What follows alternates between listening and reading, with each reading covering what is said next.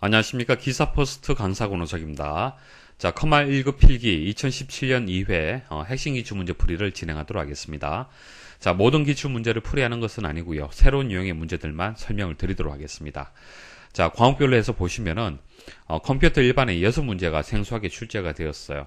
자, 6문제가 생소하게 출제가 되었다는 얘기는 20문제 중에서 이제 14문제는 쉽게 출제가 되었다는 얘기입니다. 그러니까 이전에 강의에서 설명드렸던 내용들이 14문제가 된다는 뜻이에요. 그 다음 이제 스프레드시트는 5문제, 데이터베이스는 3문제 정도가 되겠습니다. 그래서 전반적으로 무난하게 출제가 되는 그런 회차가 되겠습니다. 자, 매번 말씀을 드리지만은 기출문제까지 꼼꼼하게 풀이하면 가장 좋겠지만은 본 강의, 그러니까 강의에서 설명드렸던 내용들, 그것을 우선적으로 학습하는 것이 가장 중요합니다. 대부분 거기서 다 출제가 된다는 얘기예요. 아시겠죠? 그래서 제가 설명드리는 이런 생소한 유형들까지만 잘 정리하시면은 충분히 합격 점수가 나올 겁니다. 그래서 강의에서 설명드린 문제들만 학습을 하시면 되는 거예요. 컴퓨터 1번부터 말씀을 드리겠습니다. 다음 중 사운드의 압축 및 보온과 관련된 기술이 아닌 것은, 자, 사운드라면은 mp3와 같은 자, 오디오 확장자를 생각하시면 되고, 오디오 압축 기술을 생각하시면 됩니다. 자, 첫 번째 한번 보도록 하죠. FLAC. 자, mp3하고 비교해서 특징을 정리하시면 될 것 같습니다. 자, mp3는 사람이 듣지 못하는 주파수 영역의 소리를 삭제를 하여 파일 용량을 줄이고, FLAC는 원 음원을 지우지 않고 파일만 압축해서 용량을 줄인 그런 형식이 되겠습니다. 그래서 FLAC의 특징은요, 음원에 손실이 없다는 것이 가장 큰 특징이 되겠습니다. 자, FLAC에 대한 단독으로 출제될 수도 있습니다. 자, 특징을 mp3하고 비교해서 그렇게 정리를 하시고요. 자, AIFF. 자, 여기서 A가 오디오를 뜻하는 겁니다. 자, 개인용 컴퓨터와 기타 오디오 전자 장비에서 소리를 저장하는 데 사용하는 이제 오디오 파일 형식이 되겠습니다. 뭐 간단한 특징만 정리하시면 되고요. H264는요, 오디오가 아니라 고화질 영상, 자, 영상에 쓰이는 코덱인데요. 자, 오른쪽에 한번 보십시오. 자, MPEG의 형식의 어떤 화질, 그리고 H264, 자, 같은 용량을 가지고 표현을 한 이제 하나의 예시가 되겠습니다. 그래서 H264는 같은 용량으로 표현을 한다라면 좀 더 선명하게 표현할 수 있는 그런 고화질 영상 코덱이 되겠습니다. 그래서 H264가 여기서 정답이 되고요. 자, WAV는 웨이브 파일이 되겠습니다. 마이크로소프트와 IBM 오디오 파일 표준 포맷이 되겠습니다. 다음 중 프로그램을 직접 감염시키지 않고 디렉터리 영역에 저장된 프로그램의 시작 위치를 바이러스의 시작 위치로 변경하는 파일 바이러스 유형은, 자, 파일 바이러스 유형 4가지가 보기에 나와 있고요. 자, 정답은 1번이 되는데요. 자, 이게 무슨 얘기냐면은, 자, 프로그램이 있으면은, 자, 이게 하나의 프로그램이 되는 겁니다. 자, 이게 프로그램의 시작 위치가 되는 거예요. 이렇게 파일들이 연결이 되어 있습니다.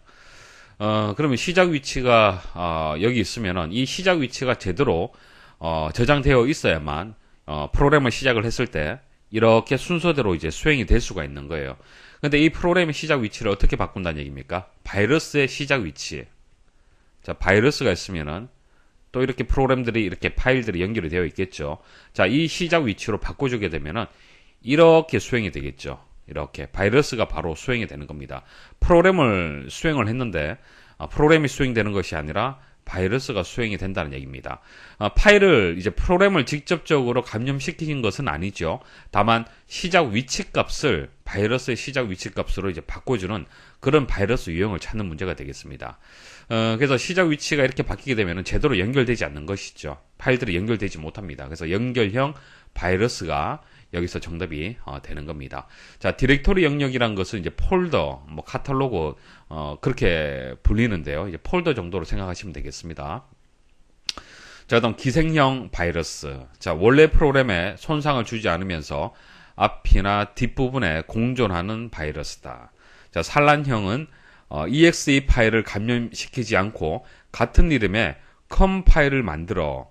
자, exe 파일은 실행 파일이 되는 겁니다. 여러분들 아리아 한글 뭐 아리아 한글을 수행을 한다라면은 아리아 한글 exe 실행 파일이 있을 거예요. 그 실행 파일이 수행되면서 프로그램이 시작이 되는 겁니다. 자, exe 파일을 직접 이제 감염시키지 않고요. 같은 이름의 컴파일을 만든다. 컴파일을 만들어서 바이러스 프로그램을 넣어두는 바이러스다. 그러니까 여기에다가 바이러스를 심어서 이게 먼저 수행되도록 하는 거예요. 그러니까 아리아 한글을 수행을 하면은 exe 파일이 수행이 돼야 되는데 컴파일이 수행이 되도록 하는 그런 방식이 되는 겁니다.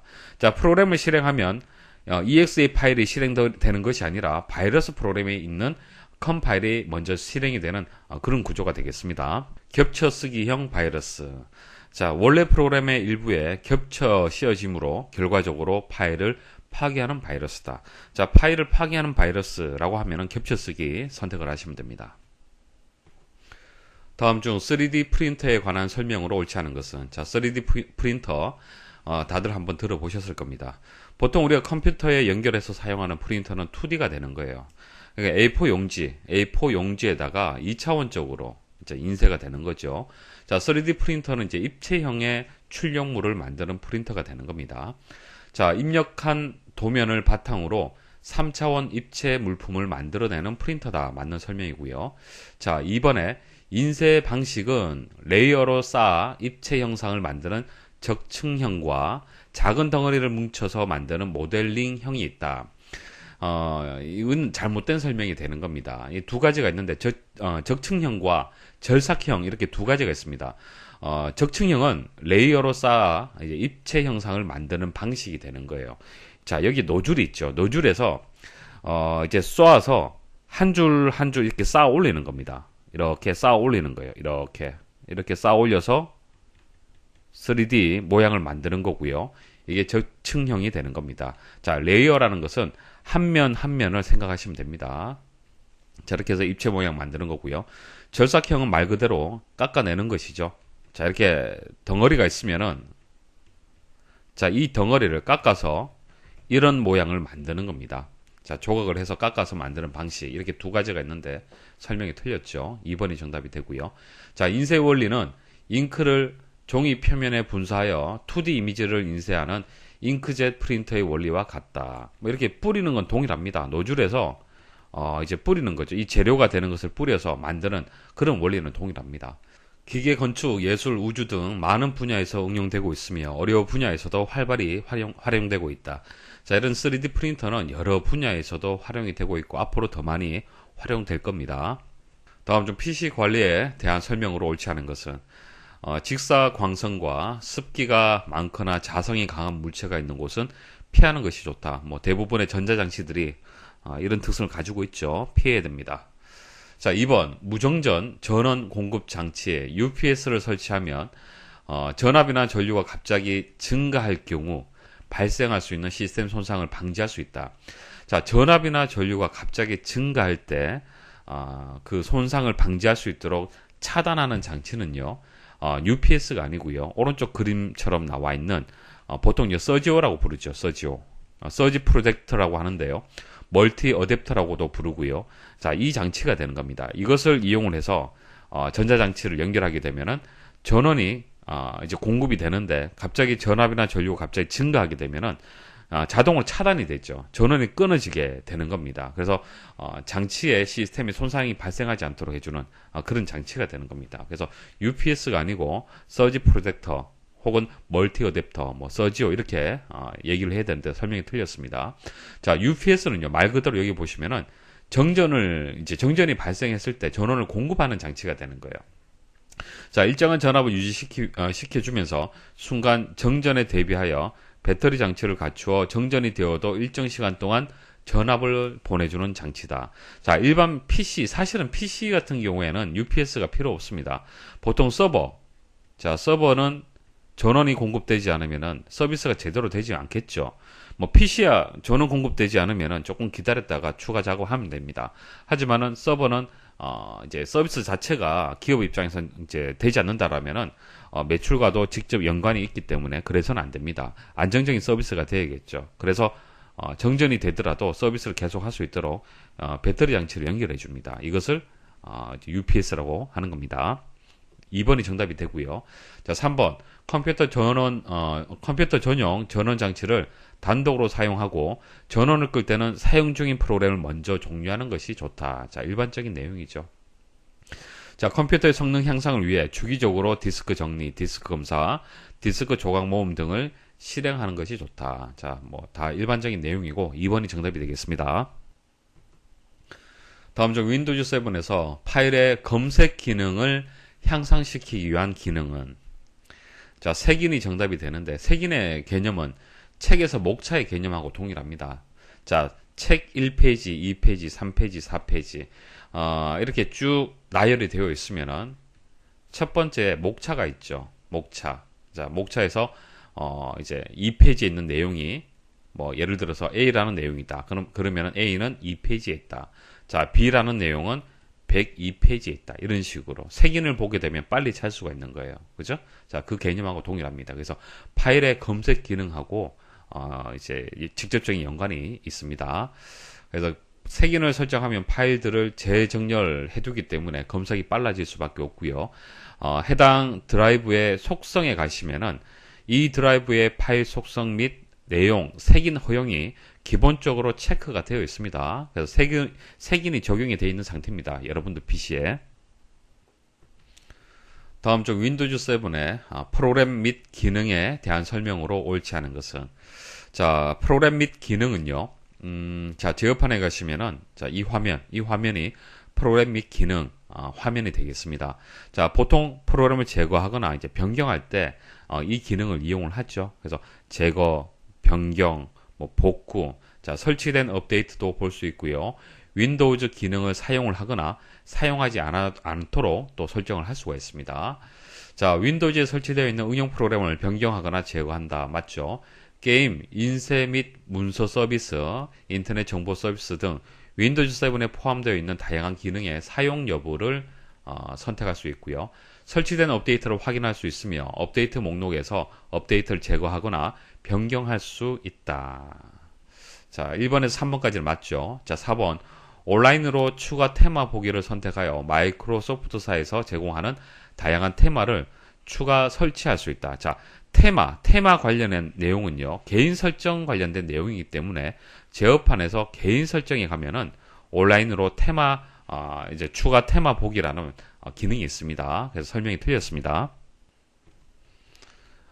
자, 스프레드시트 일반 말씀을 드리겠습니다. 다음 중 아래 워크시트에서 중복된 항목 제거 기능에 대한 설명으로 옳지 않은 것은, 자, 지역하고 소속이 있습니다. 자, 서울, 대구, 부산, 서울, 대구 이렇게 나와 있고, 소속은 1팀, 2팀, 3팀, 2팀, 1팀 이렇게 나와 있죠. 일단 지역에서 서울, 대구, 부산까지는 이제 뭐 중복되는 내용이 없는데, 그 다음 나오는 값들은 중복이 되죠. 자, 이 중복되는 내용들은 이제 제거하겠다는 얘기입니다. 그런 기능이 되는 거예요. 소속에서도 1, 2, 3이 있으면은 이 1은 중복되기 때문에 이제 삭제를 할 수가 있는 겁니다. 자, 이렇게 할 경우에 일단 범위를 선택을 해야 되고요. 자, 중복된 항목 제거. 자, 데이터 도구에 가면 데이터에서 데이터 도구 가시면은 이 메뉴가 있습니다. 자, 이게 A열이 있고 B열이 있는데 기준을 어디에 둘 거냐 선택을 할 수가 있습니다. 자, A열. 그럼 A열에서 중복되는 서울, 대구가 삭제가 되는 겁니다. A열에서 중복되는 값을 삭제를 하는 거예요. 자, 확인 버튼 누르면은 이렇게 삭제가 되는 겁니다. 이해하시겠죠? 자, 그리고 그럼 B열 한번 기준에서 한번 해볼게요. 자, B열에서 또 중복되는 내용이 삭제가 됩니다. 자, 그러면 같이 둘 다 선택을 하면 어떻게 될까요? 둘 다 선택을 하는 건요, 이런 겁니다. 서울 영업 1팀, 그러니까 서울 영업 1팀이 중복되는 값이 있습니까? 서울 영업 2팀은 있는데 영업 1팀은 없죠. 그럼 중복되지 않는 거예요. 자, 대구 영업 2팀 없죠. 영업 1팀은 있는데. 자, 이런 식으로 A열과 B열을 동시에 동일한 값을 가졌을 때만 삭제가 되는 겁니다. 그렇기 때문에 확인 누르면 어떻게 되겠습니까? 중복된 값이 없다라는 메시지가 나오고 값의 변화가 없습니다. 자, 현재 A만 선택이 되어 있습니다. 자, 보도록 하죠. 중복된 항목 제거를 실행하면 동일한 데이터의 첫 번째 레코드를 제외한 나머지 레코드가 삭제된다. 이게 무슨 뜻이냐면은, 자, 서울이면은 이 서울 이렇게 두 개의 레코드 값이 있잖아요. 그죠? 그럼 첫 번째 게 이제 그대로 유지가 되고요. 그 다음 레코드들이 삭제가 된다라는 그런 뜻이 되는 거예요. 이렇게 삭제가 된다는 얘기입니다. 그래서 1번은 맞는 설명이고요. 자, 내 데이터의 머리글 표시. 자, 내 데이터의 머리글 표시가 지금 체크가 되어 있지 않은데, 체크하게 되면은, 이렇게 열 이름이 나오는 것이 아니라, 지역, 소속, 이렇게 나옵니다. 그래서 여기서 그렇게 설명을 하고 있어요. 자, 대화 상자의 열 목록에 열 A 대신 지역, 열 B 대신 소속이 표시된다. 이것도 맞는 설명이 되겠습니다. 3번, 중복값을 제거하면 선택한 셀 범위나 테이블 값이 제거되고 제거된 만큼의 해당 셀 범위나 테이블 밖에 다른 값도 변경되거나 이동된다. 이거 설명 틀렸습니다. 이동되지 않습니다. 자, 보세요. 바깥쪽에 있는 이 데이터들이 여기에 있는 중복된 값을 제거함에 따라서 이게 이동이 된다는 뜻인데 이동되지 않습니다. 자, 확인 누르시면은 자, 7번째 행에 있는 값들은 이동되지 않고 변경되지 않습니다. 4번 위 대화 상자에서 열 A와 열 B를 모두 선택하고 실행하면 중복된 값이 없습니다라는 메시지 박스가 나타난다. 조금 전 보여드렸습니다. 아래 워크시트에서 D 첫 번째 셀에 숫자를 입력한 후 오류 추적 단추가 표시되었다. 다음 중 아래의 오류 표시에 대한 설명으로 옳지 않은 것은? 자, 오류 표시, 이 단추가 표시되는 경우는 다양합니다. 이유가 다양한데 여기서는 789.45라고 입력을 했는데 지금 표시가 됐잖아요. 그죠? 그냥 입력을 하면요. 표시되지 않습니다. 자, 표시되도록 하려면은 지금 숫자가 이제 입력이 되는 거잖아요. 그죠? 자, 서식에서 자, 여기 이 셀을 텍스트로 지정을 하는 거예요. 텍스트로 지정을 했으면 텍스트가 입력이 돼야 되는데 자, 이와 같이 숫자가 들어가 주는 거예요. 이런 식으로 이제 텍스트로 설정하고 서식을 설정을 하고 숫자를 입력하게 되면은 이렇게 경고가 나오는 겁니다. 자, 이렇게 나오면은 뭐 숫자로 변환 누르게 되면은 이제 서식이 이제 숫자로 바뀌면서 숫자로 이제 입력이 되는 겁니다. 자, 기능에 대해서 아시겠죠? 자, 오류 추적 단추가 이제 왜 표시가 되는지 간단한 하나 예시를 말씀을 드린 거예요. 자, 오류 검사 규칙으로 오류를 반환하는 수식이 있는 셀이 선택되어 있는 경우 그림과 같이 셀 왼쪽에 오류 추적 단추가 나타난다. 자, 파일에 가시면은 자, 옵션이 있죠. 옵션에서 자, 수식에 가시면은 오류 검사 규칙이라고 있습니다. 이렇게 체크되어 있는 부분들이 있죠. 이렇게 체크가 되어 있으면은 자, 이런 경우에 이제 오류 검사 규칙이 이제 수행이 되는 거예요. 자, 그 중에서 오류를 반환하는 수식이 있는 셀, 자, 이 부분을 보기 위해서 이제 설명을 한 겁니다. 숫자를 셀에 입력한 후 텍스트로 서식을 지정한 경우에 나타난다. 이거 반대로 설명을 했습니다. 일단 숫자 먼저 입력하고 텍스트로 이제 서식을 변경했을 때는 나타나지 않습니다. 일단 그 셀을 이제 서식을 텍스트로 먼저 지정을 하고 그 다음 숫자 입력을 해야만 잘못된 이제 값이 데이터가 되기 때문에 그때 이제 오류 추적 단추가 표시가 되는 거예요. 그래서 반대로 설명을 했기 때문에 자, 2번이 정답이 되겠습니다.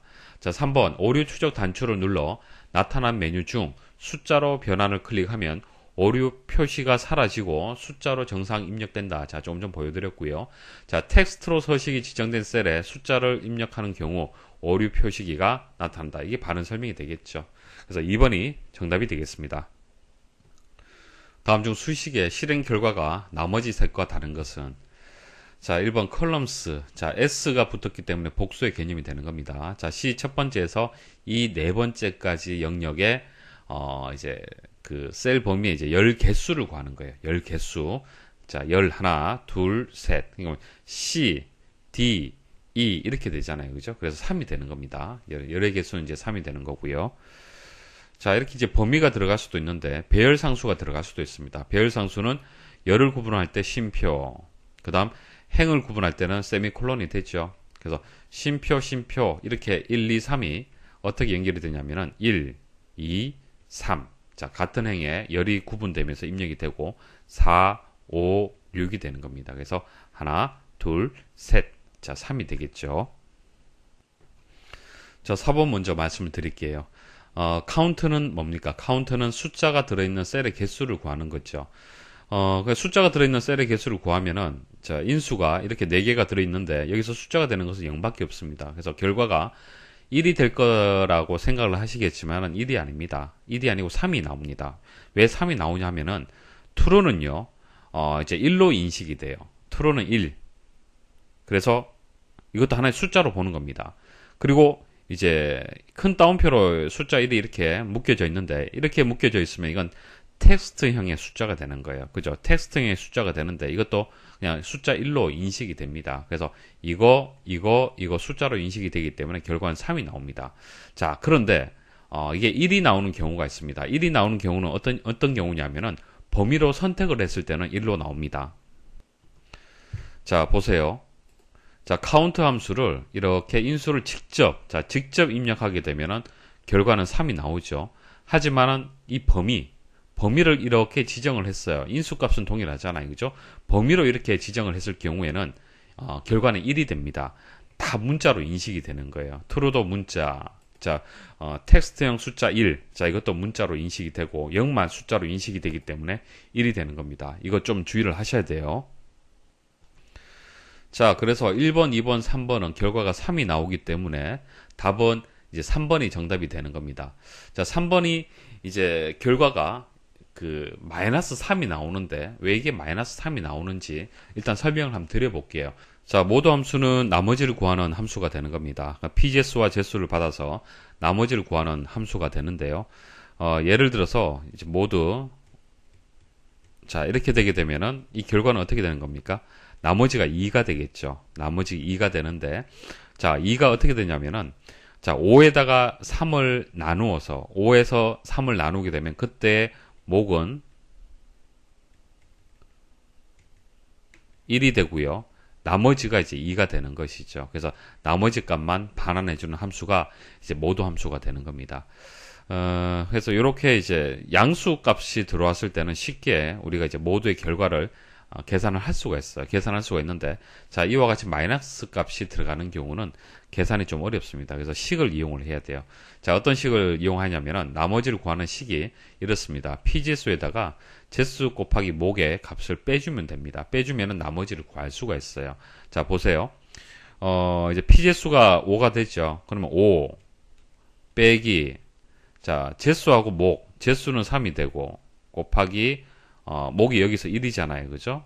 자, 이거 계산하면은 5 빼기 3이 되기 때문에 이제 2라는 결과가 만들어지는 겁니다. 이게 나머지가 된다는 얘기입니다.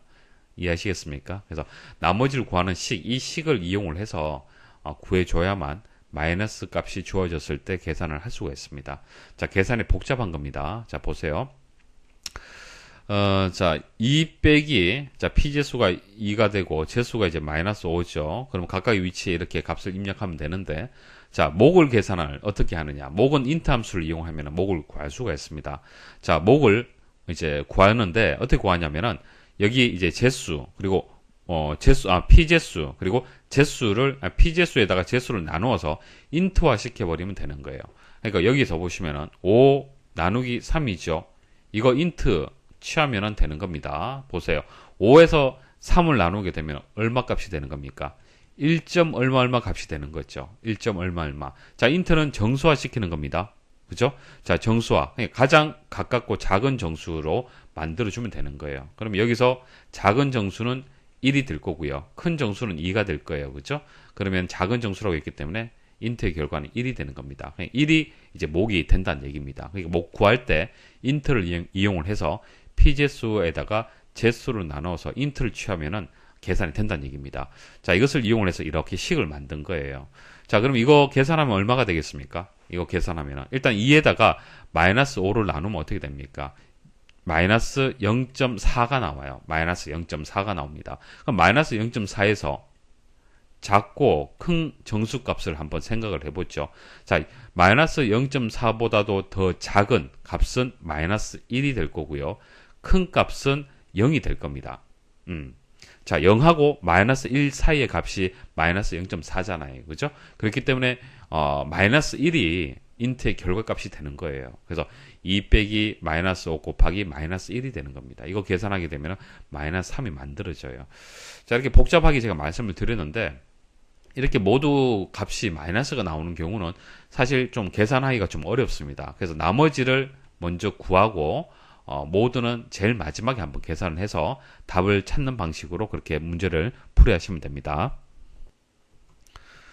다음 중 차트 도구의 데이터 선택에 대한 설명으로 옳지 않은 것은, 자, 데이터 선택을 이제 수행을 하게 되면 데이터 원본 선택이라는 창이 이렇게 나옵니다.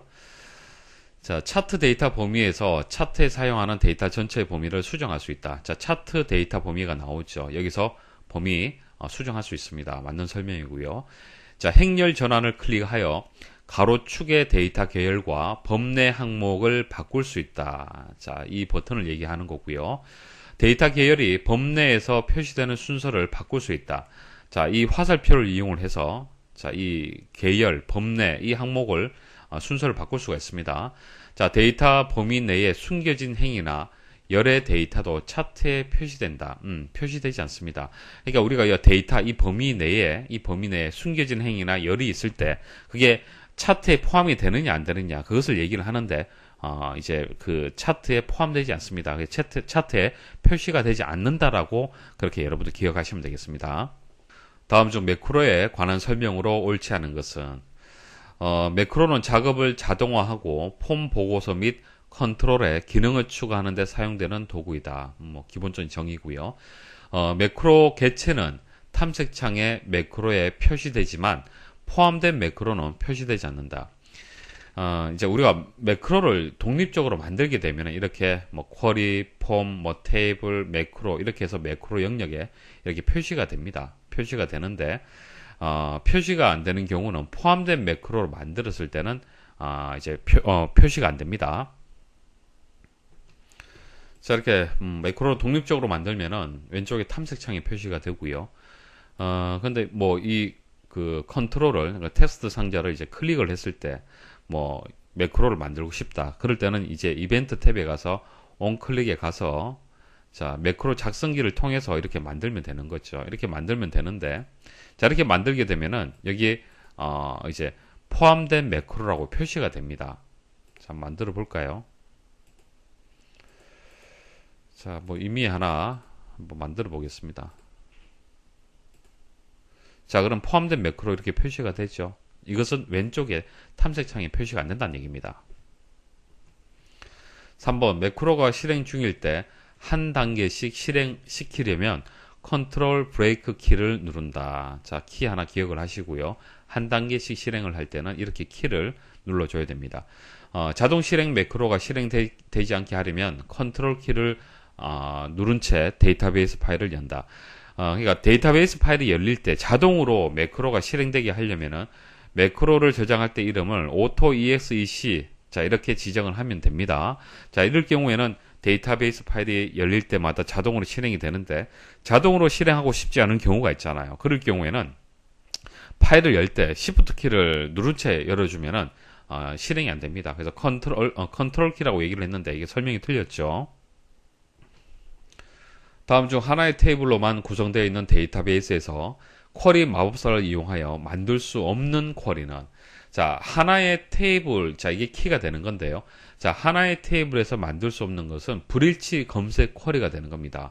그러니까 비교해서 불일치 되는지, 일치가 되는지를 이제 검색을 한다는 얘기잖아요. 그죠? 그래서 불일치하지 않는, 값을 이제 검색하는 쿼리라는 얘기인데, 그 말은 두 개의 테이블이나 쿼리가 있어야 된다는 얘기예요. 그러니까 하나의 테이블만 가지고는 불일치 검색 쿼리를 만들 수가 없습니다. 다음 중 보고서에 관한 설명으로 옳은 것은, 보고서의 각 구역은 표시하거나 숨길 수 있으나 보고서 머리글은 항상 표시되어야 하는 구역으로 숨김 설정이 안 된다. 자, 보세요. 보고서 머리글에 이렇게 급여 조회 쿼리라고 입력이 되어 있습니다. 당연히 표시가 되죠. 만약 표시하지 않으려면은 보고서 머리글의 속성에서 자, 표시에 예라고 되어 있는데 아니오라고 선택하면요, 표시가 안 됩니다. 자, 이것뿐만 아니라 페이지 머리글도 마찬가지예요. 표시 표시, 현재 예라고 되어 있기 때문에 보여지는 거고요. 아니오라고 하게 되면 표시가 안 되는 겁니다. 그래서 보고서 머리글도 표시하거나 표시하지 않을 수도 있습니다. 자, 숨긴 설정이 안 된다고 했기 때문에 틀린 설명이죠. 보고서 레이아웃 보기에서는 실제 보고서 데이터를 바탕으로 열 너비를 조정하거나 그룹 수준 및 합계를 추가할 수 있다.